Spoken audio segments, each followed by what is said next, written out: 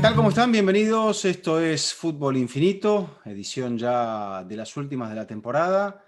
Y honestamente es una edición bastante cargada porque han ocurrido muchas cosas. Tenemos campeones, Jaime Macías. ¿Cómo estás?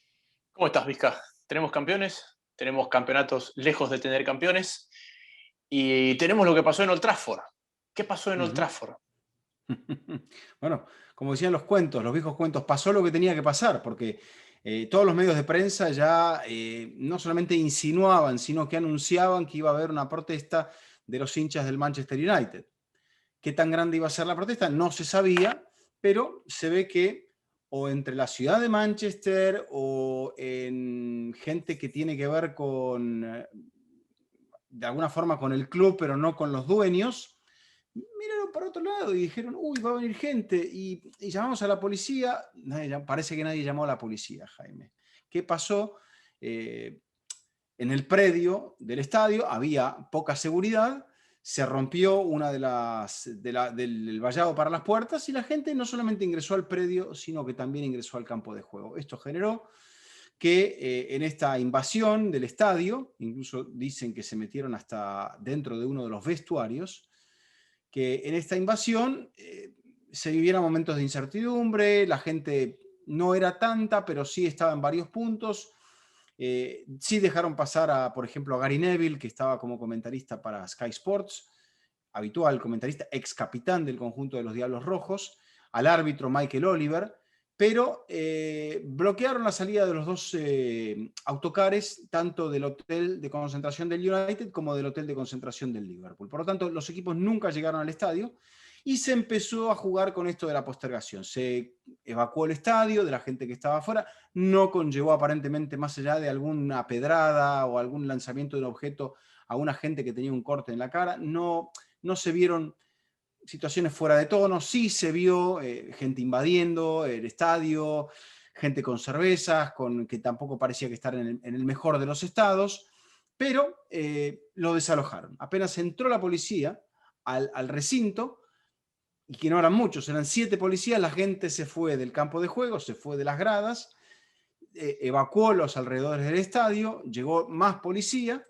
pero el partido nunca se disputó. El partido, yo creo que se llegó a un pacto entre la gente de la ciudad de Manchester, los clubes y la Premier para que el partido no se disputara. No sé si bajo las premisas de inseguridad o de que no era el día o de que iban, no sé si a dar un poco de lugar a todo este ruido que ha generado evidentemente la situación de la Superliga. Hay varios puntos para tomar la protesta, ¿no? No creo que la protesta sea por un rendimiento futbolístico, claramente no lo es, porque el No, United no la es protesta era contra los dueños. exacto. También era una buena forma de que el City no pueda celebrar a costa del Liverpool ganando ante su eterno rival en su estadio. Pero También si se quiere. sobre todo lo más llamativo, Vizca, es las pancartas del 50+1, de la regla que existe en el fútbol alemán de que el 51% de la propiedad de los clubes no puede ser de un único dueño, sino que tiene que pertenecer a los aficionados, a los socios, por ende. Y me parece que ese es el fondo de todo. Y dada la amenaza de la Superliga, yo no sé si las ligas no les conviene ceder ante esta presión, porque entienden que los aficionados, después de estas exhibiciones, nunca van a dejar que los clubes participen en algo así. Bueno, sobre el final de la semana pasada, porque el tema aparentemente no se agota, eh, uno de los expresidentes de la Liga Premier, un hombre que fue presidente por 19 temporadas de la Liga, esbozó que nada volvería a ser igual y que la Liga debería tomar cartas en el asunto y sancionar a estos clubes. Es evidente que la Liga no tenía mucho poder, pero que sí recibió el respaldo del gobierno británico, que insinuó que a estos clubes que se iban a ir y que iban a participar en el contexto del Brexit que existe hoy por hoy en el Reino Unido, iban a participar con otros equipos grandes del resto de Europa, iban a participar en algo aparte que iba a perjudicar algo inglés, británico. Entonces, yo no sé, Jaime, o sea, vi un poco de eso, de mirar para otro lado porque nos conviene lo que está ocurriendo, así no sea mucha gente, así no sea muy prolijo, pero está poniendo de manifiesto una situación de disconformidad donde se plantea eso, que cada uno de los clubes tenga, si se quiere, un dueño, pero que nunca tenga la mayoría. Hoy tuve una conversación y se me acaba de ocurrir, no te lo había comentado, con Gary Bailey, el ex arquero del United, que es compañero mío en Bein Sports. Y justamente él me decía, hay algo en Inglaterra que asusta respecto a la Superliga que no pasó en otras ligas. La liga inglesa era una de las ligas más parejas de Europa, con el Leeds, con el Aston Villa, con el Nottingham Forest, con una cantidad de equipos que constantemente ganaban los títulos y que había, bueno, es la liga europea que más campeones tiene, eso te la marca. Cuando llegó la Premier League, si bien seguía siendo dentro de Inglaterra, era una especie de Superliga. Correcto. Y el potencial económico que generaron, primero, los participantes de la Premier League, de la primera edición de la Premier League, más lo que crecieron los grandes dentro de la Premier League, es lo que rompió esa paridad histórica en Inglaterra. Y el aficionado inglés, bueno, le tiene terror a eso en un marco global. Y bueno, el ejemplo estuvo hoy en otra forma. No, estamos de acuerdo, que los equipos más tradicionales se han visto superados y han visto la hegemonía de equipos, sobre todo poderosos en cuanto a lo económico. Ha primado, mejor dicho, lo económico por sobre lo deportivo. Y la gente me parece que estaba observando eso. Si bien es cierto, el contexto de lo que menciona Gary Bailey también tiene que ver con la época más fuerte del hooliganismo, la época dura de Margaret Thatcher para erradicarlos, tiene que ver con una época de sanción de la UEFA, después sobre todo de los incidentes en Heysel en la final de 1985, un periodo oscuro dentro del contexto europeo para los clubes ingleses que tuvieron varias temporadas afectados por una sanción, el Liverpool más allá todavía de la sanción que les cupo a los clubes ingleses, pero en este contexto nace la Premier. Y cuando nace la Premier, empezamos a ver cómo esta diferencia se fue profundizando cada vez más. Entonces, primero es el caso del Chelsea, después la venta de otros clubes importantes, sobre todo a millonarios, magnates, sociedades estadounidenses. Y me parece que el último caso es el del club Estado, que es el del Manchester City, que ha afectado, y esto lo decía Gary Neville, Jaime, muy profundamente al Manchester United. Dice, cuando esta gente llegó, los Glazer, llegaron, el Manchester United tenía uno de los mejores estadios de Europa, el mejor estadio de Inglaterra y las mejores condiciones y centro de entrenamiento que había en Inglaterra. Hoy por hoy eso ya no es así. El estadio no está en buenas condiciones, no es el mejor, no tiene tantos elementos de confort. Podemos decir también que tampoco Anfield lo tiene, porque son estadios originales que han sido medio modificados, como Stamford Bridge, por ejemplo, y que no son como el estadio del Arsenal o el nuevo estadio del Tottenham o el Etihad. O sea, aquellos son estadios construidos bajo este nuevo concepto y los otros son estadios que más o menos se han ido armando como una figura de Lego, ¿no?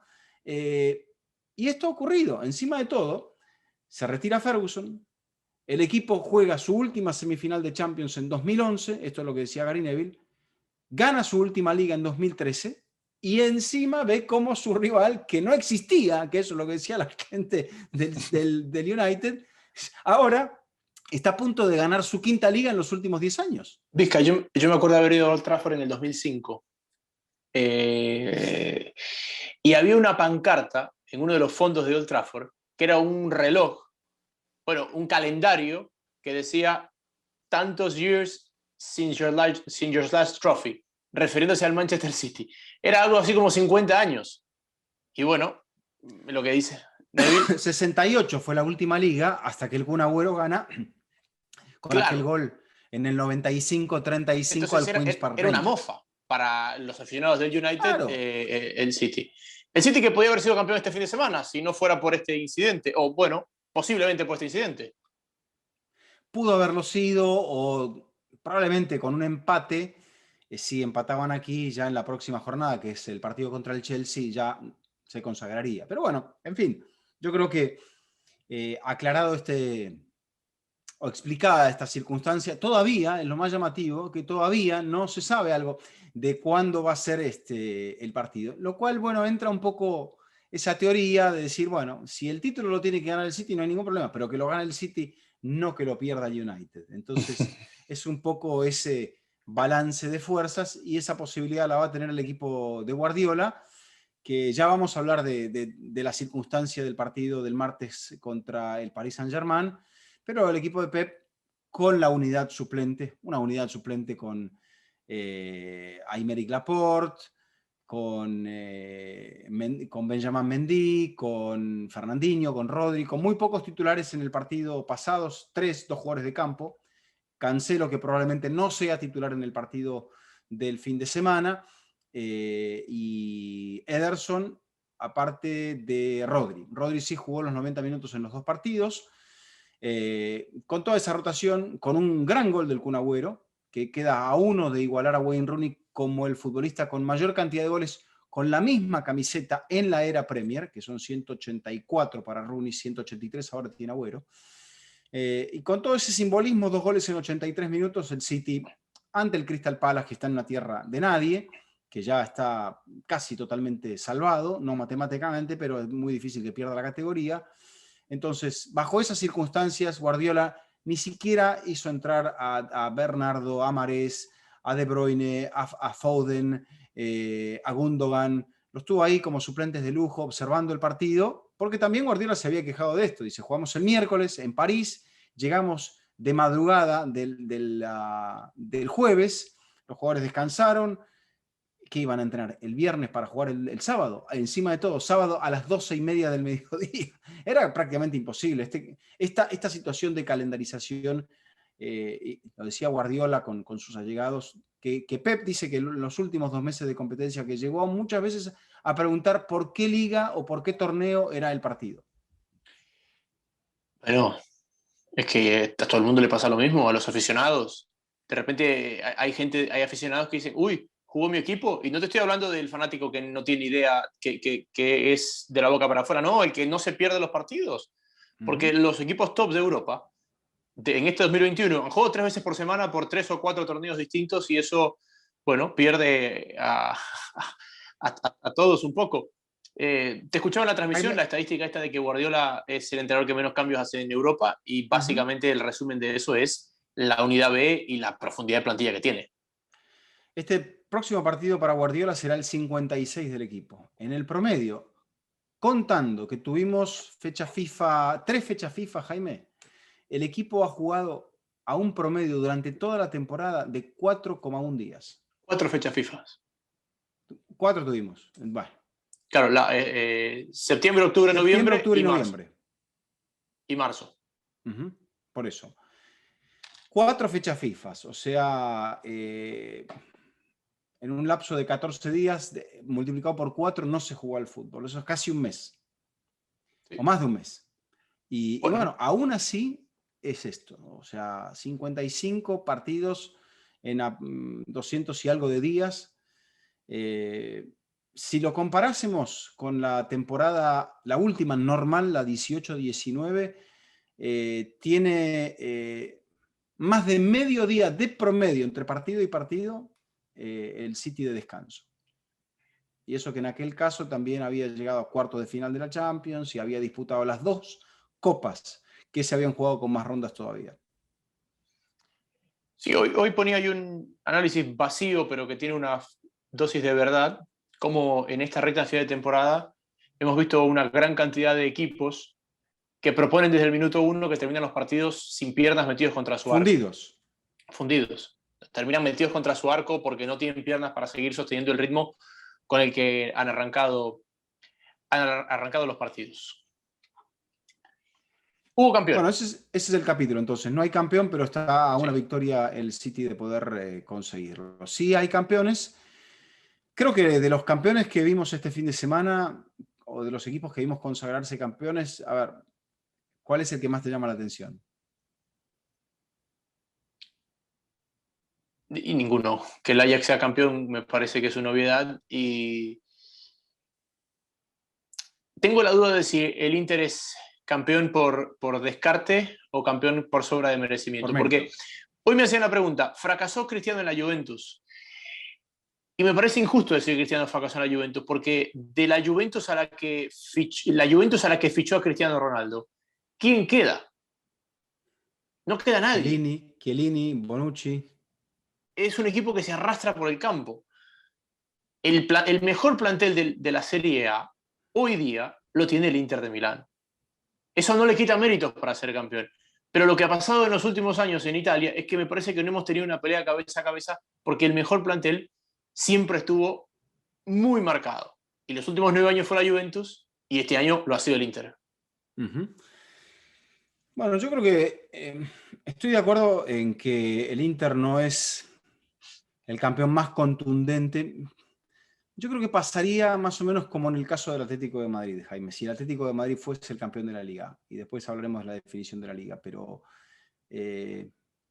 como que ha tenido tantos sobresaltos, tanto uno como el otro, tantos momentos de amargura durante la temporada, si se quiere hasta tantas victorias sufridas, que bueno, uno piensa, a la larga ha sido dentro de un torneo regular, el menos irregular de ese nivel medio con el cual se jugó el campeonato. Entonces, porque tuvo, como en el caso del Atlético, un momento de lucidez muy prolongado en una parte importante de donde coincidió con que los otros también flaquearon, y eso le permitió. Yo creo que el Inter cierra muy bien porque también se quedó sin nada. Se quedó sin la Copa Italia, se quedó sin la Champions, ni siquiera sin la Europa League, lo cual supone un fracaso. Pero bueno, remendó.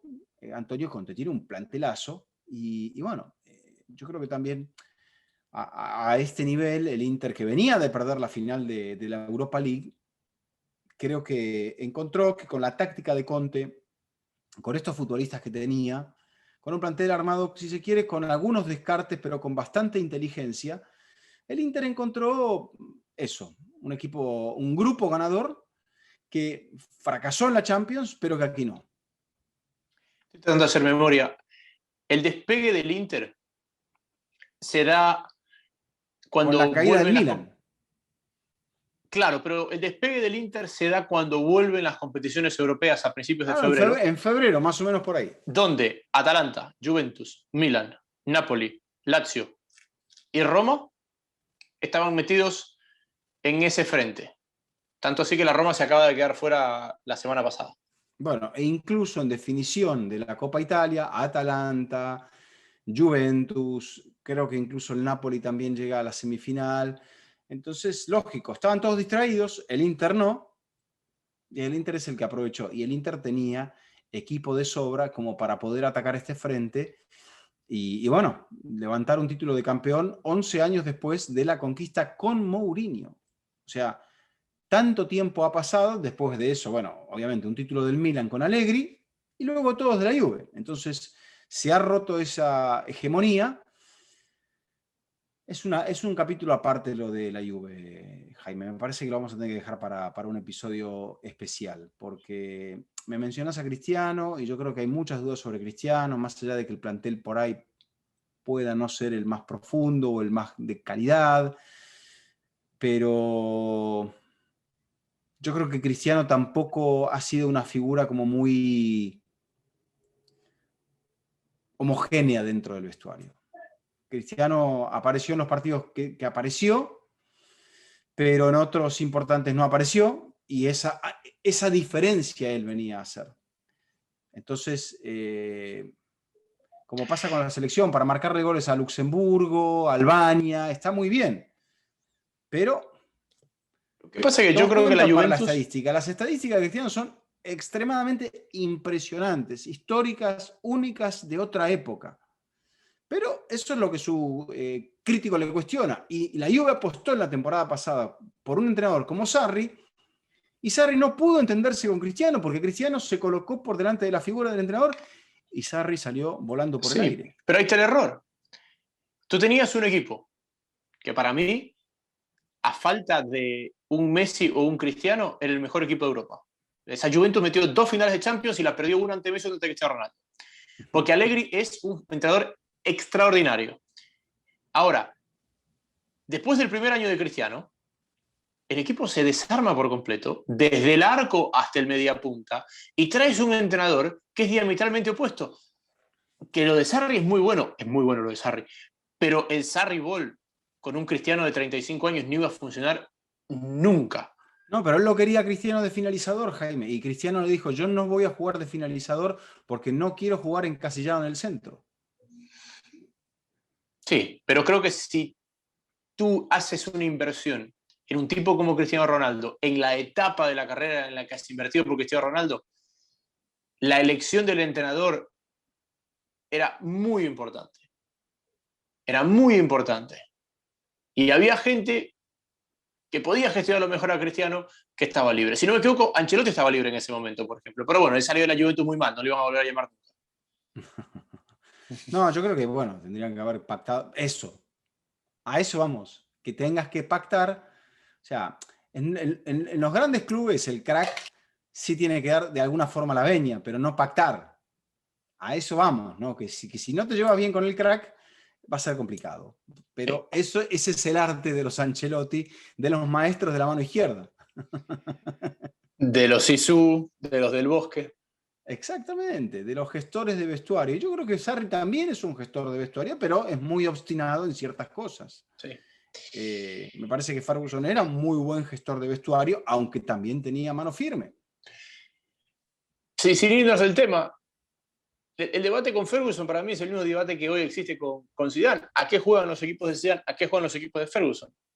Bueno, juegan a lo que tienen que jugar ese día. Al pragmatismo, ¿sí? De saber ganar. Sí, sí. Bueno, eso entonces, con Italia. Ganó Italia, o sea, fue campeón el Inter, fue campeón el Ajax, le faltaba un punto nada más al Ajax. O sea, una gran campaña, ganó la Copa, ya está que hecha el año la pasado, temporada. Recuerden que no hubo campeón en Holanda, bueno, en los Países Bajos. Título vacante. Porque estaban empatados en el momento de la detención el AZ Alkmaar y el Ajax. Entonces, no, se declaró el título vacante, no, vacante. El líder era el Ajax, pero no se asignó campeón porque no se pudo terminar el campeonato. Estaban empatados en puntos, creo. No, estaba delante el Ajax, porque el Ajax fue al cupo directo de la Champions y el AZ no fue.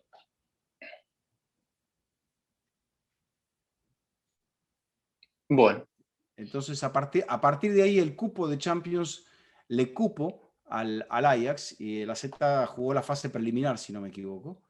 Entonces, por cómo iba segundo. No, estaban empatados y se lo dieron por la temporada anterior. Sí. Sí, estaban empatados, 56 a 56. Pero por diferencia de gol. Uno de los dos estaba puntero, por algún concepto. Sí, pero... 56-56 estaba el Ajax con mejor diferencia de gol. Y la misma cantidad de partidos, 25 contra 25. Sí. Pero se declaró, o sea, no hubo campeón, pero se dio por terminada la temporada y el AZ jugó fase preliminar. Porque la última jornada jugaban entre ellos y como no había el segundo partido, fueron a gol de diferencia. Y por eso le dieron ese. Ahí está. Bien. Vamos a la Liga Francesa.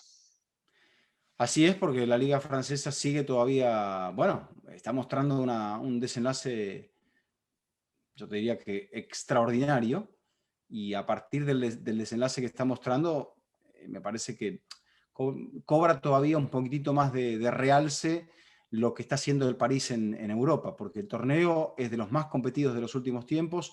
En esta jornada hubo hasta lío en el partido del Mónaco contra el Lyon, que gana el Lyon 3-2 en Mónaco, con 5 expulsados, con problemas de violencia graves, con una pelea en el campo masiva, con 4 expulsados al cabo de esa pelea, y la victoria del Lyon que la necesitaba, pero que todavía no lo deja en el tercer lugar, que es el del puesto de clasificación para Champions. Sí perjudica mucho al Mónaco.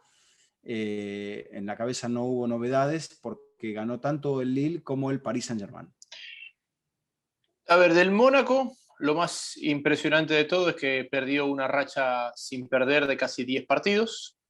Y que eso fue lo más importante. Pero vamos a los dos líderes, a los que quedan en la pelea por el campeonato. Primero, lo de Lille, de Galtier, sigue ahí, pelea, remonta. lucha, no le ha tocado un calendario sencillo y creo que lo más impresionante de todo, porque este era un equipo Vizca que defendía muy bien, siempre defendió muy bien, siempre generó mucho juego por fuera, pero en el mercado pasado, cuando se le fueron los jugadores al Arsenal, se le fue Nicolás Pepe al Arsenal y todo esto, el equipo sufrió mucho en carta goleadora. Después, Oshinjebu se fue para el Napoli, perdió otra vez al delantero que habían encontrado, y tenían todas las fichas puestas en Timothy Weah, que lamentablemente ha pasado gran parte de la temporada lesionado, en Davis, el canadiense que le costó entrar, y trajeron como suplente de ellos a Burak Yilmaz, el turco de 35 años, nunca había jugado fuera de la liga turca, todo el mundo lo daba como dicen, el fichaje random de la temporada, y es el alma del ataque de Lille, que resuelve todo, aparte ha logrado formar y potenciar a los otros dos hombres de la CONCACAF que juegan en ataque con él, y tiene 13 goles y tiene al equipo ahí peleando. ¿Qué es lo que tiene por delante Lille?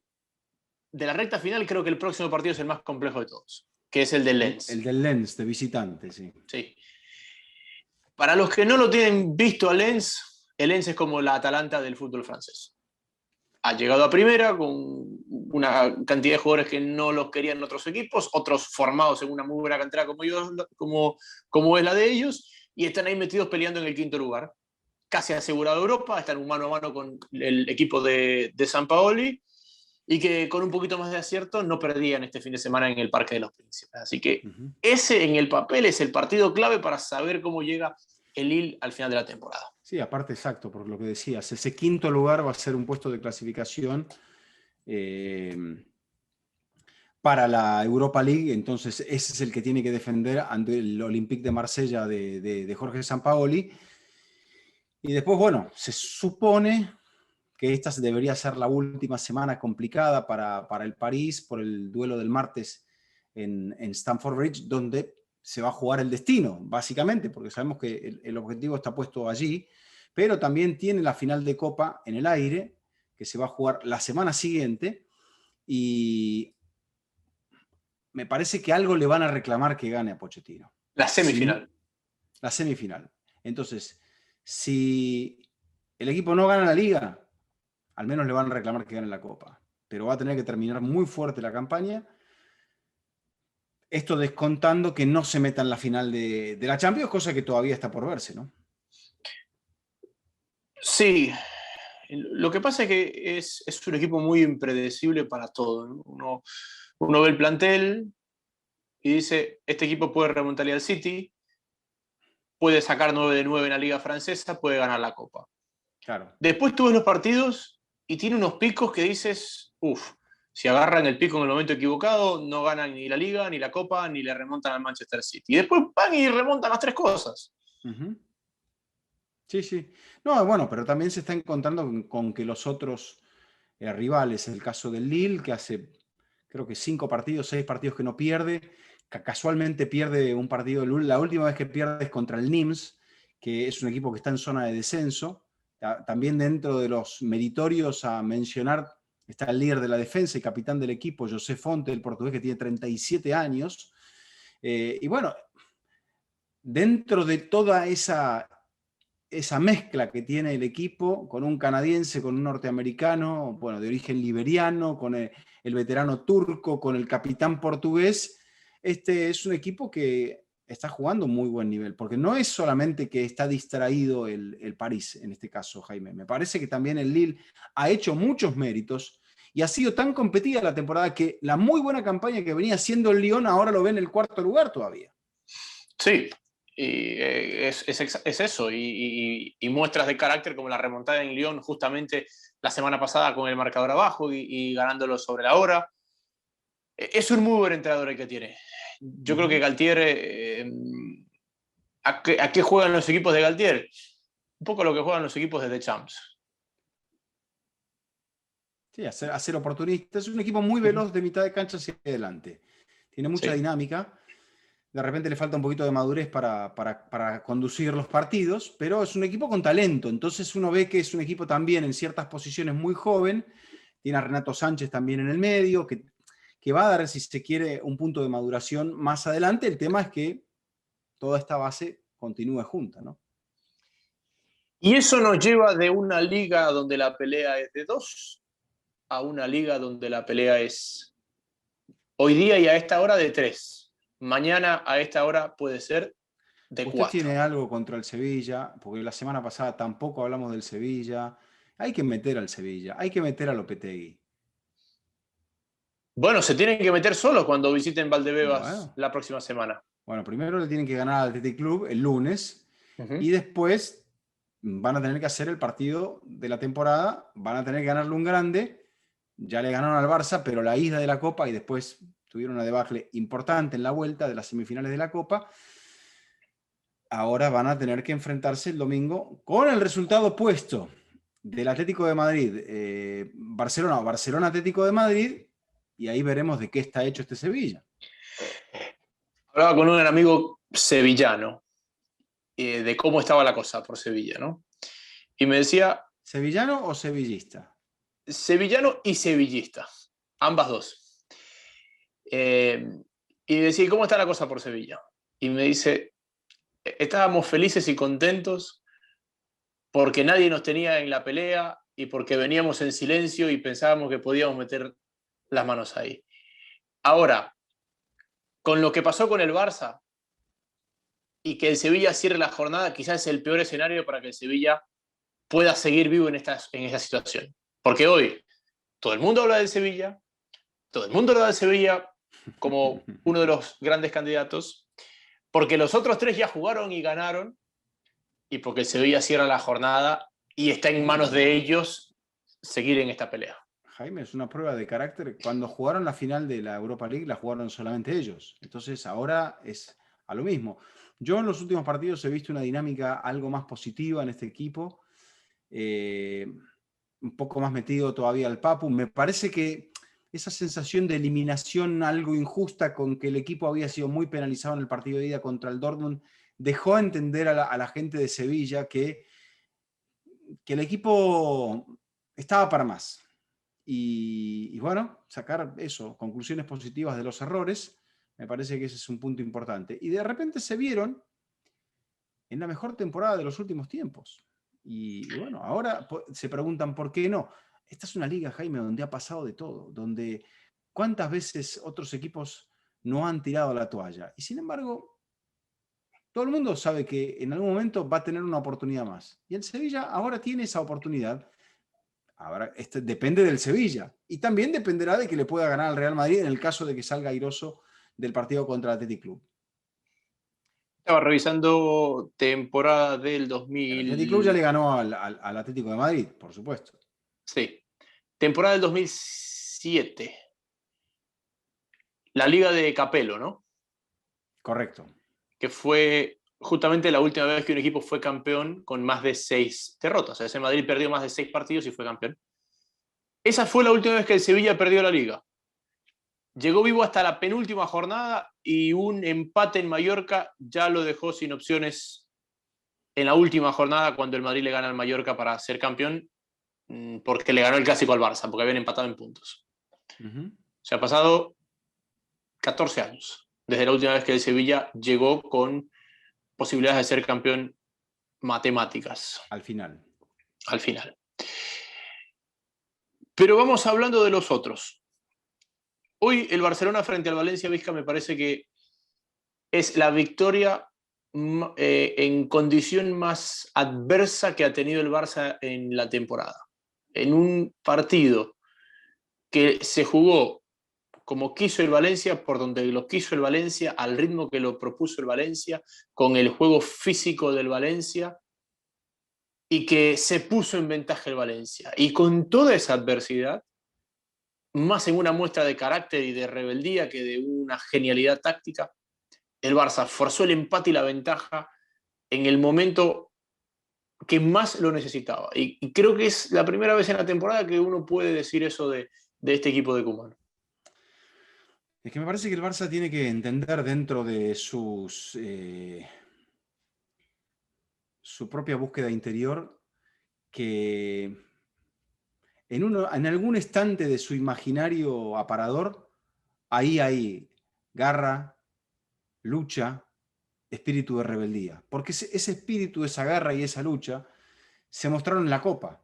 Y en la Copa el equipo estuvo muchas veces perdido. Estuvo perdido contra el Sevilla, estuvo perdido contra el Granada. Sin embargo, salió adelante. Entonces, es evidente que este equipo se tiene que demostrar a sí mismo que esos elementos, esos atributos los tiene. Y en este partido, como bien decía, después de la debacle inexplicable ante el Granada del jueves, el equipo, como lo dijo Piqué, había tocado un punto así de fondo. Y estando derrotado, estando abajo en el marcador después del gol de Gabriel Paulista, el Barça se vio ante esta situación y dijo, hay que salir. Y salió y terminó el partido, si bien es cierto, algo apremiado, pero después en el segundo tiempo, a medida que fueron llegando los goles, el equipo encontró mucho más control de pelota, empezó a tratar de manejar los tiempos del partido, pero sabe que va algo justo de fuerzas y que no está para correr y correr y correr. Entonces, en algún momento, como al final le marca ese golazo Soler y termina sabiendo que si comete un error más y con los errores que ha cometido últimamente, un poco asustado, pero en el fondo al partido ya después del 3-1 lo tenía controlado, Jaime. Yo no sé si la sensación que tenías tú viendo el partido era la misma que tenía yo en la transmisión. El rato que empató el partido, estaba claro que lo ganaba. Y lo empató con tiempo, lo empató mostrando ese dejo de rebeldía. Y otra vez Frankie de Jong, porque Frankie de Jong aparece yendo a cabecear esa jugada de mano del penal, De la y Torre. es Frankie de Jong el que cabecea en la jugada del gol de Antoine Griezmann. Entonces, me parece que no hay tanta coincidencia dentro de todos estos elementos de victoria. Koeman estaba en la grada, estaba su asistente abajo en el campo de juego para agregarle otro punto más de complicación. Pero la victoria no le garantiza nada al Barça. El Barça sabe que el peor enemigo que tiene, aparte del Barça, es el Real Madrid. Porque yo creo que el Barça, mano a mano, si hace bien las cosas, le podrá ganar al Atlético. Pero si le gana al Atlético, va a depender, para ser campeón, de que el Madrid deje de ganar alguno de los partidos que le quedan. Hicimos con la gente en Bein Sports y después la pusimos en el programa, una proyección. Agarramos los 4 partidos que les quedan a los 3 equipos. No metimos al Sevilla, no por ninguna discriminación del Sevilla, sino porque falta el partido de mañana. Entonces no teníamos la matemática exacta para hacerla. Y los 4 partidos que le faltan a Barça, a Atlético y a Real Madrid, con los resultados de la temporada pasada, ¿cómo quedaría la liga? Y en esa proyección del Madrid sería campeón a falta de una jornada. Porque esos 4 partidos que le faltan por jugar, el Madrid ganó los 4 el año pasado. El Barça ganó 2, que fueron... Aquí tengo el papel, perdón. Al Atlético le empató. Claro, fueron Celta y Eibar. Porque el año pasado empató con Atlético y perdió con Levante. Y el Atlético de Madrid, en esa misma proyección, que acá tengo el apunte de la hoja de los partidos, Empató contra el Barcelona. empató contra el Barça, empató con la Real en casa y empató en Valladolid. Solo le ganó Osasuna. Entonces, con esa proyección del antecedente más cercano, que son equipos muy parecidos todos, no se han tocado mucho, daría que el Madrid sería campeón en la penúltima jornada. Es una proyección, básicamente. Matemática 2 más 2 son 4, no hay ni siquiera, un análisis profundo. Bueno, es matemática más antecedente, eso. Sí, exacto. No es un análisis profundo en rendimientos de esta temporada ni nada.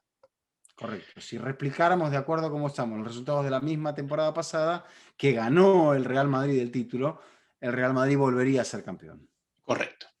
Lo que pasa es que uno dirá, bueno, es obvio que va a ser así la matemática porque el Madrid ganó los últimos 10 de la temporada pasada, pero claro, los partidos no se han jugado en el mismo orden. Claro. O sea, por ahí estos partidos se jugaron en septiembre o con público o antes de que inicie la recta final. Te hago una pregunta, Jaime. Si el Madrid no fuese a la final de la Champions, ¿le afectaría esto anímicamente en el desenlace de la liga? No creo, porque tengo muchas dudas, Vizca, de si ya no está planificado quiénes van a jugar qué partidos de acá en adelante. Porque para mí el partido contra Osasuna, ahora que lo vamos a hablar, mucha gente pensó que Zidane rotó pensando en Chelsea. Y yo no estoy tan convencido de eso, porque yo creo que los jugadores que jugaron contra el Chelsea, si eran titulares frente a Osasuna, no le iban a poder dar, por un tema físico, no le iban a poder dar el rendimiento que le dieron los suplentes que sí estaban. Porque ese partido contra Osasuna, el Madrid No, lo pero cierra mejor pero que o Osasuna. sea, las rotaciones van juntas aquí, me parece a mí. O sea, él entiende que Kroos y Modric, después del esfuerzo que hicieron en Valdebebas en el partido contra el Chelsea, no Ujú. podían jugar este fin de semana y que por ahí sí él les puede pedir que algunos de ellos al menos esté en el partido contra el Sevilla el próximo fin de semana. O sea, que juegue contra Chelsea y que juegue contra el Sevilla. Ujú. Sí. Quizá también vuelva Ramos, quizá también ya esté Valverde, que Valverde no terminaba de dar negativo en los test de COVID. Entonces, ya serían más piezas. Hazard está un poquito más rodado, no es decisivo todavía, pero está un poquito Vizca. más rodado.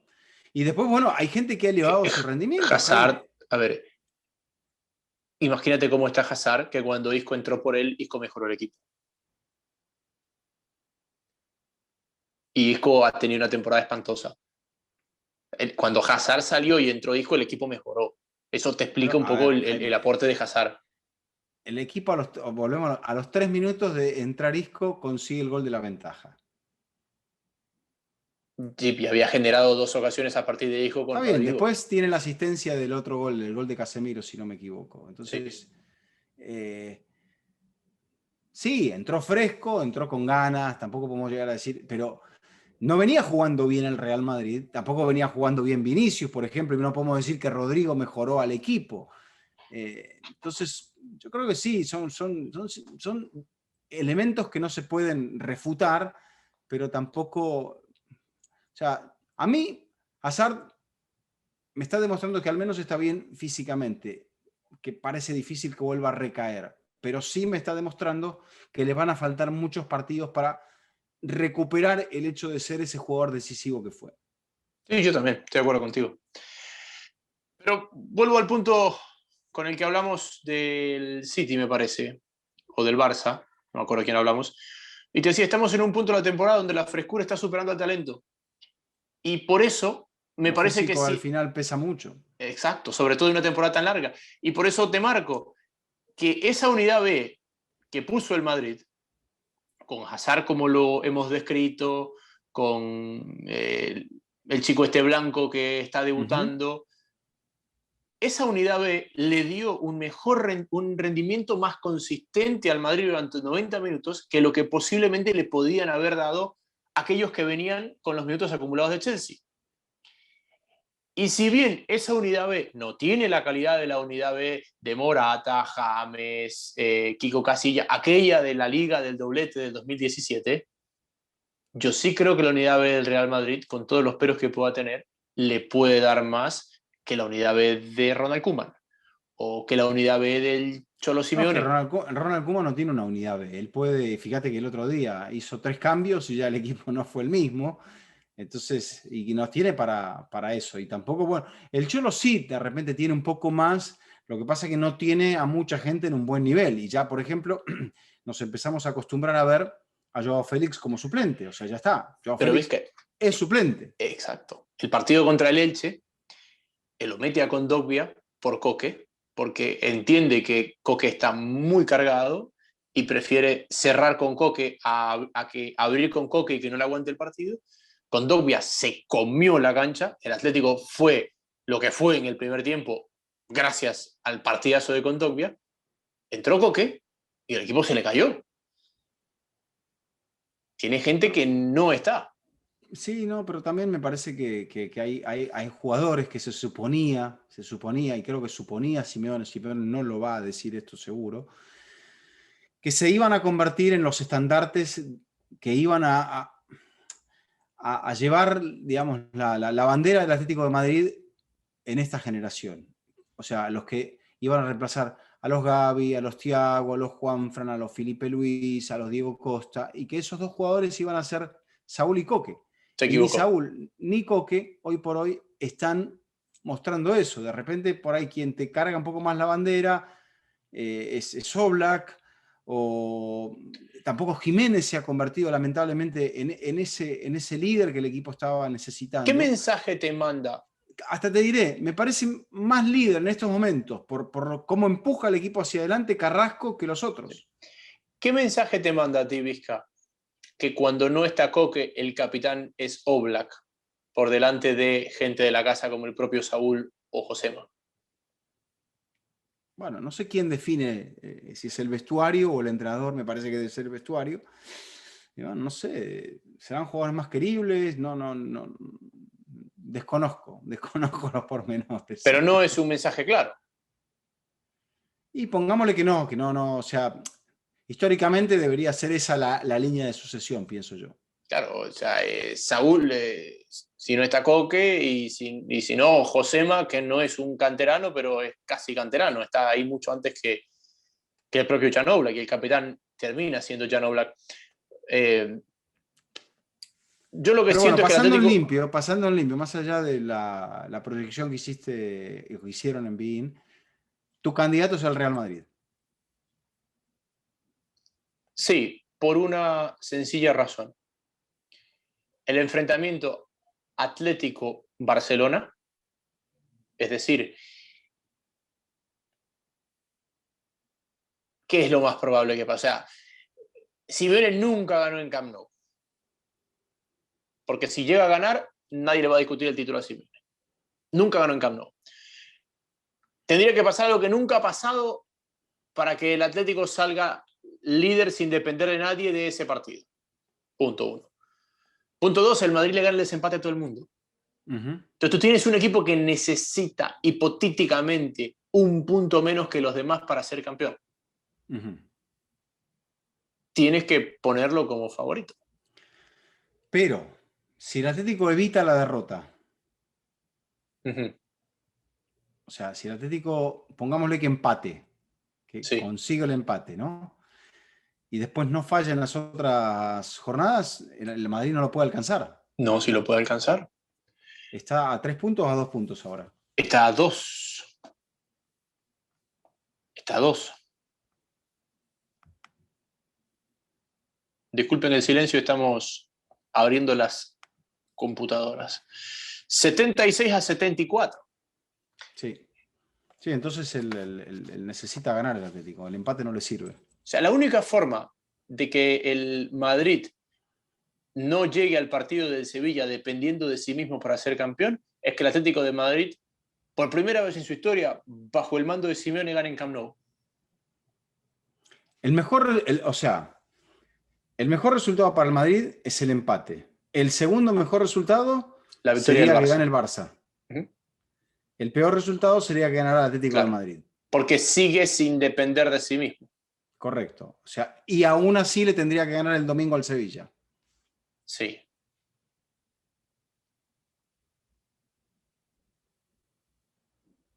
Te veo pensativo. Está complicado, no, pero yo coincido que el Madrid es... Y que después ya, una vez que se saque lo de la Champions. Por eso te preguntaba, lo único que me parece que podría afectarle al Madrid es el aspecto anímico en el caso, peor caso, que yo no digo que vaya a suceder, de no eliminar al Chelsea. Y que sí me parece que mano a mano, hoy por hoy, el Chelsea sería el rival más peligroso de todos estos, de Sevilla, Atlético y Barça, que el Real Madrid tiene. Y encima de todo lo tiene y le tiene que ir a ganar a Stamford Bridge. Sí, o le tiene que empatar con más goles que uno. Lo que pasa es que el Madrid va a jugar contra el Sevilla ya con toda la mesa servida. Y lo peor que le podría pasar al Madrid anímicamente es la combinación de eliminación por el Chelsea y victoria colchonera. Porque eso sí lo puede tumbar. Pero yo creo que cualquier cosa que no sea victoria colchonera, pase lo que pase en Stamford Bridge, ese equipo va a salir con el cuchillo entre los dientes. Seguro, ¿no? Y después ya el Madrid va a tomar aire, porque después de esto le va a quedar solamente, en las 3 semanas que quedan, le va a quedar solamente un partido en 3 semanas, y ya este equipo cuando toma un poquito de aire, recupere a Ramos, recupere a algún futbolista más o tome más ritmo con alguno de los jugadores que ha estado de baja, yo creo que el Madrid Me da la sensación de que por algo es el campeón y lo va a terminar demostrando. Por lo tanto, sí, si tuviera 3 puntos de ventaja el Atlético, te diría que el Atlético todavía tiene una posibilidad importante, pero bajo estas condiciones no lo creo. Sí, yo también. Y bueno, ya entre semana profundizamos un poco más, después de la Champions, cuando se nos acerquen estos dos partidos de definición de la Liga, Vizca. ¿Qué tienes preparado para los partidos entre semana? ¿Por dónde va tu preparación más específica de lo que estás pensando que puede pasar en Inglaterra? Bueno, habiendo visto los partidos de la ida, me parece que en el del martes Guardiola se permitió rotar totalmente. Hay una sola duda, porque él lo saca a Fernandinho en el transcurso del segundo tiempo para colocarlo a Zinchenko. Entonces, Zinchenko terminó el partido y yo creo que le gustó a Guardiola. Zinchenko podría jugar, pero me hizo un poquito de ruido lo de Fernandinho, porque podría jugar. ¿Qué le pasó a Guardiola? Le faltó llegada por el centro.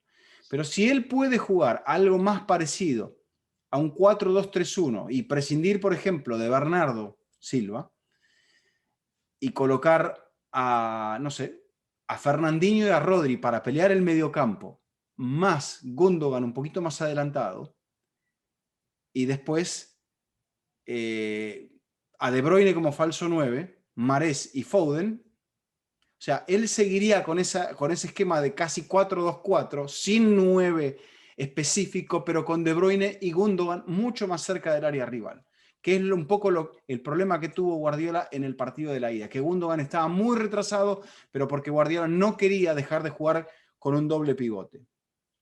Entonces, Zinchenko le podría dar esa proyección por la banda que Cancelo no le daba con la finalización de un zurdo. Esa doble combinación, porque me llamaría mucho la atención que Guardiola fuese tan obvio como decir, Cancelo jugó 90 minutos, no va a jugar. Y Zinchenko entró en el segundo tiempo, Zinchenko va a jugar. Y esto lo leía de Diego Torres, que decía, Guardiola está dudando de sí mismo en esta clase de partidos. No sabe cuándo jugar con un doble pivote, no sabe cuándo adaptar para una línea de 3. Y me parece que debe entender que lo más importante del partido del miércoles pasado no fue el rendimiento, sino fue la victoria. Sí, en el rendimiento hay una parte importante que es el hecho de desactivar al Paris Saint-Germain, pero uno no puede contar con que todos los partidos, tipo Misión Imposible, uno va a desactivar la bomba un segundo antes de que ésta explote, acertándole al cablecito correcto a la hora de cortarlo.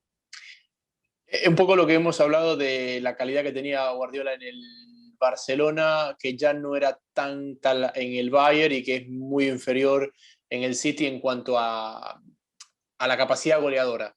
Y que si bien él siempre quería controlar los partidos, no le incomodaba tanto el ida y vuelta a los partidos locos porque sabía que él tenía calidad para, bueno, si el partido se enloquecía, sacarlo adelante. Y yo creo que en el City, de los tres equipos, es donde menos poder goleador tiene. Claro. Siente que es cuando más tiene que controlarlos. Y todas esas dudas, y si el doble pivote, si jugamos con el interior, el lateral reconvertido, todo esto es, quiero controlar. Quiero pasar la menor cantidad de minutos sin controlar. O sea, por más que suene una palabra contra Guardiola, se ha vuelto a entrar un poco más defensivo en ese sentido. Defensivo con la pelota, no colgado del arco, pero defensivo en cuanto a que el otro no haga nada.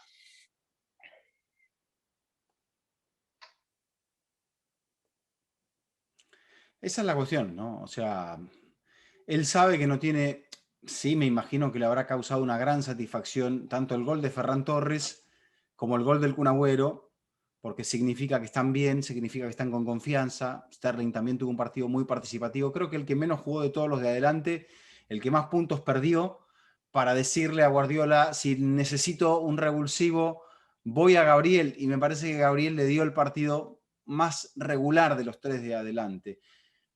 Por ahí todo cambiaba cuando el VAR le anulaba por el hombro un fuera de juego, un gol en el primer tiempo, pero son esas situaciones donde los demás terminan con la sonrisa, Ferran, Sterling, Agüero, y Gabriel termina contrariado. Entonces, pero bueno, Pep tiene eso, o sea, él llegó de vuelta a casa a la madrugada del jueves, hizo un entrenamiento regenerativo o entrenó en el campo con los que iban a jugar el jueves y el viernes el partido del sábado, jugó el sábado, habrá querido ver el partido del domingo para ver si era campeón o para analizar los rivales, no se jugó el partido y ahora estará centrado exclusivamente en lo que es el duelo contra el París, que el París sí, Jaime, mostró más rotación, ya no jugó Mbappé, jugó Icardi, jugó Draxler, no jugó Di María, jugó Gay en el centro porque va a estar suspendido para el partido de la vuelta, metió una variación en defensa, Dagba, pero se lesionó, tuvo que entrar Tilo Kehrer,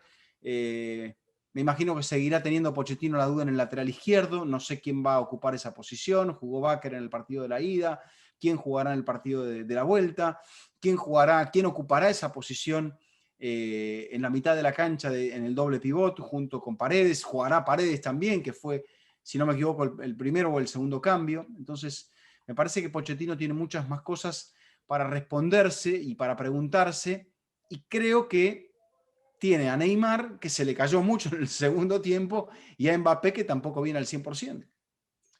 Y en el otro partido creo que pasa por dos nombres, que es, llega Mendy, llega Valverde. Y ahí estamos hablando de un partido totalmente diferente. No que el Madrid vaya a Stamford Bridge a recoger los puntos, pero creo que el partido del Madrid pasa por quién va a estar disponible para ese partido. Ramos va a estar disponible, pero hace mucho que no juega. Suplente. Un jugador que no Apoyo ha moral. jugado. Apoyo moral. Sí, pero un jugador que no ha jugado casi 6 meses, lo metes a jugar una semifinal de Champions y te pasa lo que le pasó al Barça cuando Piqué volvió frente al PSG. ¿Línea de 5 o línea de 4? Yo creo que habrá línea de 5 con Casemiro si es que está Valverde. Porque lo que hacen todos los equipos... ¿El lateral derecho quién va a ser? ¿Odriozola o Valverde? A esta altura va a ser Odriozola. Entonces no va a jugar Valverde. O Valverde va a jugar Bueno, como tercer atacante, y falso si el lateral atacante. derecho es Nacho. Bueno, esa es la otra, que juegue con línea de 4, con Nacho y Marcelo en las bandas, Varane y Militao en el centro. Y que Valverde sea el falso extremo derecho para Sí. compensar en el medio. Y al ser el falso extremo derecho, termine dándole una mano a Nacho en el sector defensivo. Va a depender mucho de quiénes están disponibles. Para Yo lo he visto formar de vez a en Karim cuando muy defensivamente una fundido. línea de 5. ¿Perdón? Porque puede ser una falsa línea de 5. Porque puede ser Nacho, Militao, Varane, Marcelo. Si juega Valverde, Valverde se recostaría como ese carrilero derecho, Nacho iría como un tercer central y Marcelo sería el carrilero izquierdo. Sí, o sea, yo creo que, Modric, Casemiro, Kroos, mira, si él juega con línea de 3, Benzema y Vinicius. si él juega con línea de 3, él va a necesitar a alguien como Odriozola en el campo. Quizás más arriba. Pero ahí está Valverde. El tema es cómo está Valverde. O sea, ¿qué tanto le ha pegado Sí. el coronavirus a Valverde? Valverde no ha jugado desde el momento que dio positivo, obvio, no ha vuelto. El otro día no pudo ni siquiera participar en el partido pasado. Imagínate lo que le toca a Odriozola. Ante esto yo creo que va a jugar, coincido contigo, va a jugar Odriozola, pero por ahí juega con Nacho detrás, más arropado defensivamente. Sí, yo lo que no creo es que él repita la línea de 3 inamovible. Porque muchos equipos que están haciendo esta línea de 3 así como tratando de imitar lo del rival, te meten un tercer central que te puede hacer una doble función. Por ejemplo, lo que hizo el Valencia hoy día, que te metió a Lato, o el Atlético que te mete a Hermoso, o el Barça que te mete a Mingueza. Porque te da la posibilidad de que si tienes que cambiar el dibujo, no tienes que hacer un cambio. En cambio, si tú haces una línea de 3 con 3 centrales y te deja de funcionar, estás obligado a hacer una modificación. Que si lo tienes a Nacho, te lo puedes manejar porque Nacho lo puedes mover a una línea de 4 a jugar de lateral de cualquiera de los dos lados, sí, y me parece que por ahí puede ir la cosa. Es que también, bueno, dentro de los anales de la línea de la posición del... A ver, la línea de 5 con un líbero, como por ejemplo Lato. Lato se estaba incorporando más al medio en el partido del día de hoy, o también te puede jugar como lateral en el caso de necesitarlo. Pero, por ejemplo, antes que jugaban esos tres centrales, generalmente uno de ellos se incorporaba o hacía de elemento de salida o se incorporaba como elemento de presión hacia adelante, porque terminaría siendo muy defensivo jugar todo el partido con 5 en el fondo. Estarías perdiendo mucha potencia de ataque. Por ahí un equipo muy pequeño dice, yo voy a jugar siempre con 5 en el fondo porque no sé, a mí voy a buscar una opción de contragolpe, de pelota parada y voy a aguantar, punto, porque me asumo ser muy inferior a mi rival. Pero ninguno de estos equipos que está utilizando este esquema de línea de 5, línea de 3, línea de 5, se siente inferior al rival. Lo está utilizando como una facilidad para armonizar el movimiento de salida y para tener un jugador más en ataque. Yo creo una cosa, Vizca. El Chelsea va a salir igual. Lo que me pregunto, porque Havertz te hace 2 goles, si de repente no va a jugar, Mount sigue jugando muy bien, Pulisic no jugó, rotó ciertas posiciones, por ejemplo, no jugó Jorginho, Kanté fue suplente, no jugó Aspiricueta, entonces también demuestra que Tuchel tiene un grandísimo plantel, Jaime. Yo me pregunto una cosa.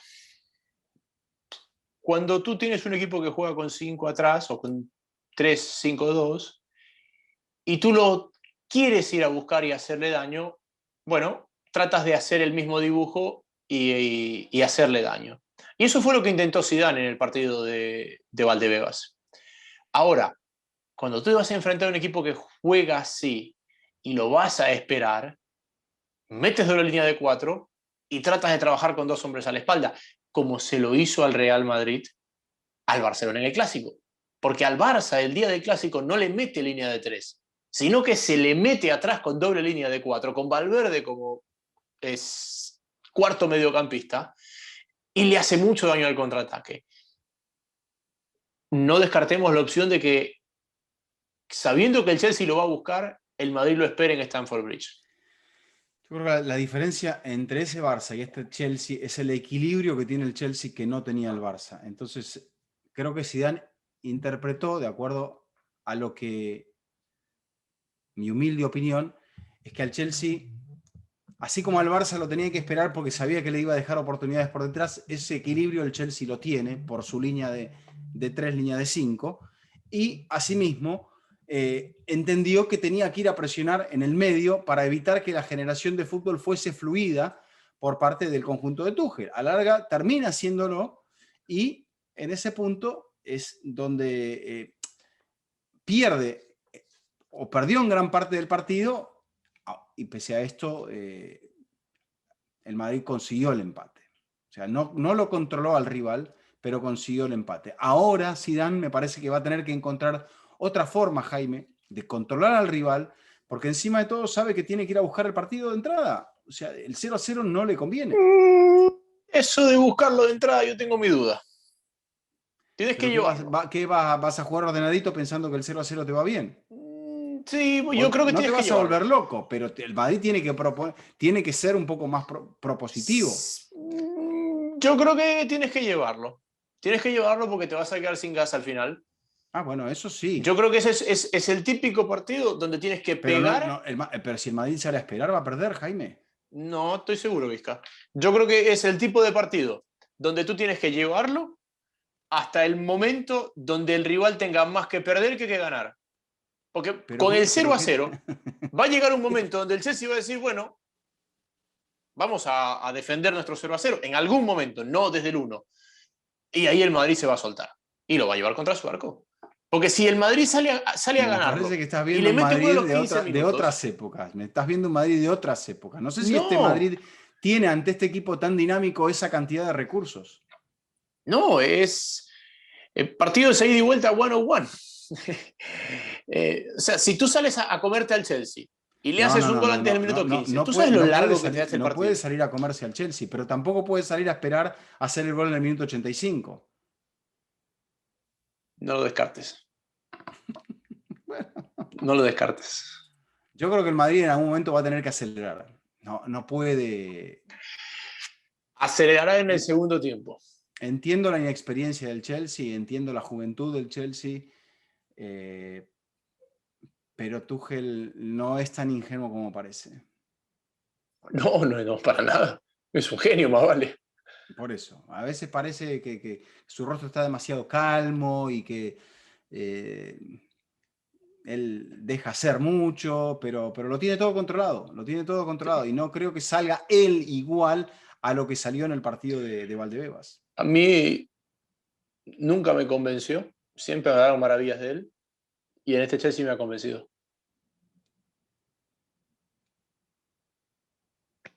Yo creo, entiendo la postura, pero me parece muy cholista de salir a esperar a ver si en algún momento del partido nos encontramos muy cómodos, o más cómodos que el rival. Porque ya el partido, el resultado de entrada, no te está beneficiando. Al Madrid, Y el si el trámite Madrid, del partido de la ida tampoco te benefició. Vizca, si al Madrid se va en ventaja al descanso, es más incómodo que si se Es va otra cosa, porque ya 0-0. cambias el signo de la eliminatoria. Estás en ventaja, estás anulando el gol de la ida, ahí es otra historia. Ya el Madrid lleva el partido a otro terreno, que no lo va a poder hacer del minuto 0, seguramente, pero que tampoco puede tomar una actitud tan pasiva de esperar el partido hasta que aparezca su momento. Vamos a ver. La verdad que son dos eliminatorias que le podemos dar mil vueltas y por ahí acertamos el planteamiento, no el trámite, acertamos el trámite, no el planteamiento, porque es un momento donde hay tantos factores externos que están impactando a los equipos desde lo físico, desde la ausencia de público, desde la puesta en escena de todo, que me parece que inclusive los entrenadores no son capaces hoy de diseñar el partido perfecto, sino que reaccionar a lo que los partidos les vayan lanzando. Está bien, pero dentro del panorama y de las dificultades que al Chelsea le falta gol, le falta un killer de área, ¿cuál de los dos viene mejor físicamente? El Chelsea. ¿Cuál de los dos tiene más piezas de recambio y menos ausencias de peso? El Chelsea. Bueno, entonces ahí es donde motivo Chelsea... por el cual el Madrid no puede salir a comérselo de entrada. No, pero tampoco puede salir a ver qué le va a hacer como si fuera un gatito inofensivo. No es un gatito inofensivo. Que llame Zidane a la otra orilla del Manzanares y que ahí va a encontrar la respuesta. Pues, no creo, porque Así no le le ganó fue el muy clásico bien. al Barça. Pero no le fue muy bien al de la otra orilla del Manzanares enfrentándose a ese equipo, te lo recuerdo. No sé si al de la otra orilla del Manzanares con el equipo que tiene el Madrid no le fuera bien. Yo creo que desde lo táctico así no parece tanto, el Chelsea te condiciona mucho y que el Madrid estuvo muy afortunado en el partido de la ida de encontrarse con ese gol de Benzema y con esa pelota en el palo de Benzema. Pero claro, es una semifinal de Champions, el Madrid sabe más de semifinales de Champions que nadie y eso es lo que lo convierte en el enemigo más peligroso. Y con eso nos vamos. Muy bien, hemos superado la hora ampliamente. Bueno, no tan ampliamente, nos pasamos 8 minutos de la hora. Dijimos que íbamos a hablar media hora. Eso no lo cree nadie. No lo cree ni su hijo más chico. Nos vemos el miércoles, Vizca. Así es, así será, si Dios quiere. Este ha sido un nuevo episodio de Fútbol Infinito. Será hasta la próxima.